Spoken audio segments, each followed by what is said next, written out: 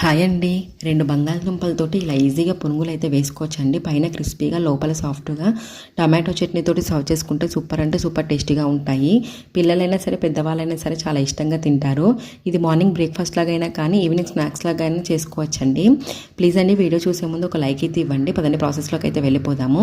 Mixie జార్లోకి 1 hour ముందు నానబెట్టుకున్న రైస్ కొన్ని వాటర్ యాడ్ చేసేసుకుంటూ గ్రైండ్ చేసేసుకొని ఒక బౌల్లోకి అయితే తీసేసుకోవాలి. అదే మిక్సీ జార్లోకి ఉడికించిన ఆలు తీసేసుకొని గ్రైండ్ చేసేసుకొని బౌల్లోకి వేసేసుకొని బాగా కలిపేసుకోవాలి. తర్వాత 1 టేబుల్ స్పూన్ జీలకర్ర, సన్న కట్ చేసుకున్న కొత్తిమీర, 1 table spoon salt, red chilli flakes, చిటికెడంత వంట సోడా వేసేసుకొని బాగా కలిపేసుకోవాలి. డీప్ ఫ్రై సరిపడా ఆయిల్ పెట్టేసి స్టవ్ పైన ఆయిల్ హీట్ అయ్యాక ఒక్కొక్క పునుగు వేడిలో చూపించే విధంగా వేసేసుకోవాలండి. పునుగులన్నీ ఈవెన్గా ఫ్రై అయ్యాక ఒక ప్లేట్లోకి తీసుకొని సర్వ్ చేసుకోవడమే.